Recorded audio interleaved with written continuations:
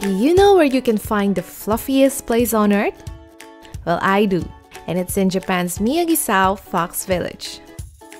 Japan actually has a lot of other famous paradise destinations for animal lovers, like the rabbit island in Okunoshima, a cat island in Tashirojima, and a deer park in Nara and Miyajima.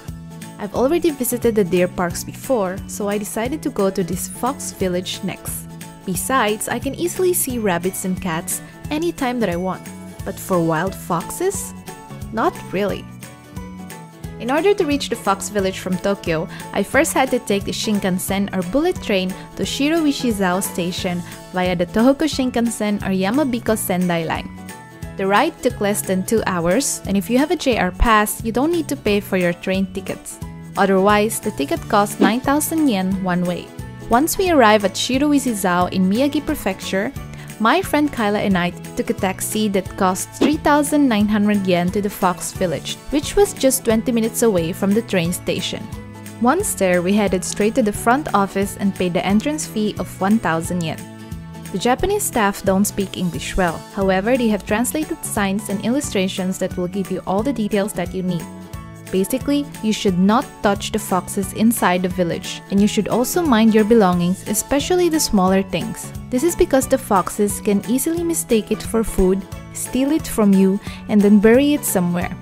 If you want, you could also buy fox food for only 100 yen, but you should only use this at the designated feeding station inside the enclosure. Before you enter the gates that lead you to the fox village, there is a cage area that houses foxes under treatment. But inside the 18,000 square feet forest, you will find about 100 free-roaming foxes that will instantly melt your heart. There are 6 types of foxes that you can find here. And as you can see, it's not really a village but more of an animal sanctuary/zoo. Apparently, the original foxes here were saved from slaughter due to fur trade. Now as I continued to walk inside, I noticed that these adorable foxes are not only curious but very cautious. If I stand still, they will voluntarily come up to me, but the moment that I move an inch or start walking, they will quickly run away. Most of them though are either resting or sleeping. After all, they're mostly nocturnal creatures. And as I made my way deeper into the enclosure, I took my sweet time admiring these fluffy and photogenic furries.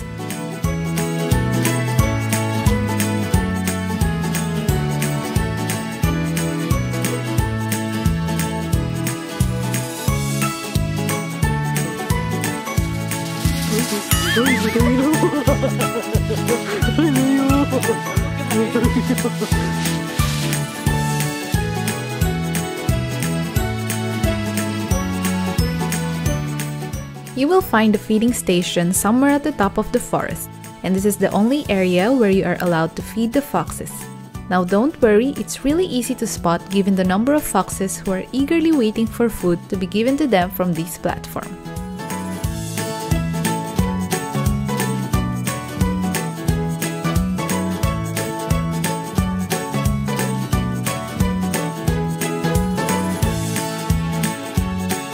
And if you are wondering how they bark, this is how it sounds like.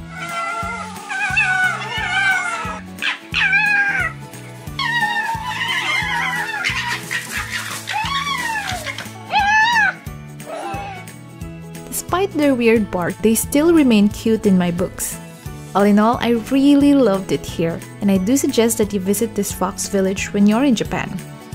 And if I may share a tip, it's best to come either during autumn or winter, not only because the landscape would be a great background against the striking colors of these foxes, but also because they usually shed their fur around spring and summer, thus less fluffier. Meanwhile, if you want a more detailed travel guide to this place, you can read my blog post with the link stated in the video description below. That's it for now guys, and thanks for watching. Bye!